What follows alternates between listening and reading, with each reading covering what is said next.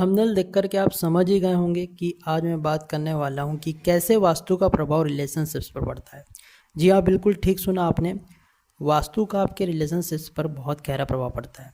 चाहे वो रिलेशंस आपके पड़ोसी के साथ हो, फ्रेंड्स के साथ हो, आपके भाई बहन के साथ हो, लाइफ पार्टनर के साथ हो या आपके कोई रिश्तेदार के साथ हो, इन सब का संबंध वास्तु से अवश्य होता है।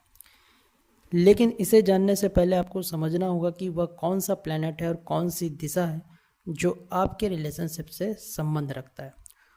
तो वीडियो को बिल्कुल भी स्किप ना करें, अंत तक बने रहे, क्योंकि आज हर एक शब्दों में प्रकृति के वो गहरे राज मैं शेयर करने वाला हूँ जो आपके रिलेशनशिप्स के बारे में बताएंगे।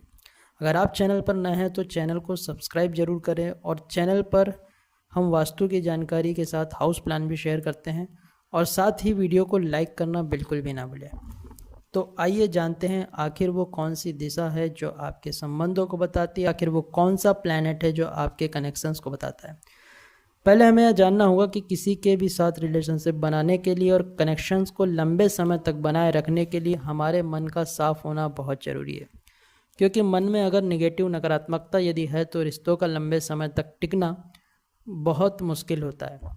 अब मैं यहाँ मन की बात इसलिए कर रहा हूँ क्योंकि ज्योतिष में मन और माता का कारक चंद्र मून को कहा जाता है, और जब भी आपके डेट ऑफ बर्थ चार्ट में चंद्र पीड़ित अवस्था में होगा या प्रतिकूल राशि जैसे कि वृश्चिक, स्कॉर्पियो में नीच का हो जाता है, या किसी पाप ग्रह राहु, केतु, शनि के साथ हो या उनकी दृष्टि में होगा, तो निश्चित तौर पर चंद्र आपका पीड़ित होगा। अब चंद्र यदि पीड़ित अवस्था में है तो मन में नकारात्मक विचार का आना स्वाभाविक है। ऐसा व्यक्ति हर किसी के लिए, चाहे अपने हो या पराये, उनके लिए नकारात्मक विचार रखता है, जैसे कि शक आना, गलतफहमियां, मानसिक समस्या, एक ही बात को बार बार सोचना जैसे निगेटिविटी हर वक्त ऐसे व्यक्ति के दिमाग में चलते रहती है। यदि आपको भी यह समस्या है तो समझ जाए कि आपका चंद्र यानी कि मून पीड़ित है, यानी कि मन पीड़ित है। इसका एक और उदाहरण मैं देना चाहूँगा, जैसा कि शनि चंद्र की अगर युति हो तो इसे विष योग कहा जाता है, क्योंकि इस युति की वजह से व्यक्ति में थॉट्स ऑफ रिपीटेशन की बीमारी होती है। मतलब एक ही थॉट्स को वो बार बार लगातार सोचता रहता है, सोच सोच कर अपने दिमाग को इतना ख़राब कर लेता है कि मन में जहर बना लेता है। इसलिए इसे विष योग कहा जाता है। शनि चंद्र की युति वाला व्यक्ति मानसिक रूप से बीमार होता है। यदि कोई व्यक्ति एक ही बात को बार बार दोहराता है या रोता है तो समझ ले कि उसका मन पीड़ित है।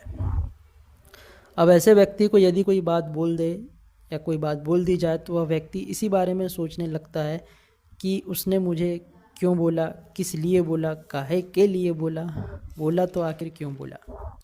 इस तरह के विचार उसके मन में लगातार आने लगते हैं, और ऐसे व्यक्ति अपने आप को डिप्रेस कर लेता है, यानी कि डिप्रेशन में चला जाता है, भले ही आगे वाले ने वह बात उसे पॉजिटिवली ही क्यों ना कही हो।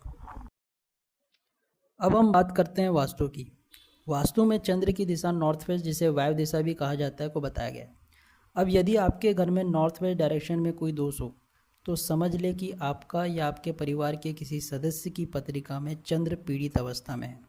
इसे हम एक और उदाहरण से समझ सकते हैं, जैसा कि शुरू में मैंने बताया था कि चंद्र मन और माता का कारक है। अगर किसी का माता या माता तुल्य महिला, जैसे कि मौसी, बुआ, चाची, ताई, सास, या कोई पड़ोस में ऐसी महिला जो माता के समान हो, उनसे यदि आपके वैचारिक मतभेद है या संबंध बहुत अच्छे नहीं है, तो आपका कभी वैचारिक विवाद होता है, तो यह भी एक साइन है पीड़ित मून का, यानी कि पीड़ित चंद्रमा का। तो पहले हम बात कर लेते हैं नॉर्थ वेस्ट डायरेक्शन में ऐसे कौन से दोष हैं जो आपके संबंधों को ख़राब कर सकते हैं। चूँकि north west direction air element को भी रिप्रेजेंट करता है, यानी कि वायु तत्व को बताता है। जैसे कि हमारा शरीर 5 तत्वों से मिलकर के बना है, वैसे ही हमारे घर में 5 तत्व मौजूद हैं, जिसमें एयर एलिमेंट वायु तत्व मौजूद होता है नॉर्थ वेस्ट डायरेक्शन में। अब वो दोष कौन कौन से हो सकते हैं, एक एक करके समझाने का मैं प्रयास करूंगा। Point number 1, septic tank. जब भी आपके घर के नॉर्थ वेस्ट डायरेक्शन में सेप्टिक टैंक होगा तो ये आपके रिलेशनशिप्स को, कनेक्शंस को ख़राब करेगा। अब बहुत से लोगों को एक गलत फहमियाँ है कि नॉर्थ वेस्ट डायरेक्शन में सेप्टिक टैंक होना चाहिए। सेप्टिक टैंक की जो सही दिशा है वो नॉर्थ वेस्ट और वेस्ट के बीच, जिसे हम वेस्ट नॉर्थ वेस्ट कहते हैं, और जो दूसरी डायरेक्शन है वो नॉर्थ वेस्ट और नॉर्थ के बीच, जिसे हम नॉर्थ नॉर्थ वेस्ट कहते हैं, यहाँ आप दे सकते हैं। लेकिन जब भी अगर आप नॉर्थ वेस्ट में सेप्टिक टैंक दे रहे हैं तो ये एक बहुत बड़ा वास्तु दोष है। दूसरा, यदि आपका नॉर्थ वेस्ट डायरेक्शन में वेल, बोरवेल यानी कि कुआं है, बोरवेल है या अंडरग्राउंड वाटर टैंक है या किसी भी प्रकार का गड्ढा है, पानी अगर वहाँ पर है तो ये आपके कनेक्शंस को ख़राब करेगा।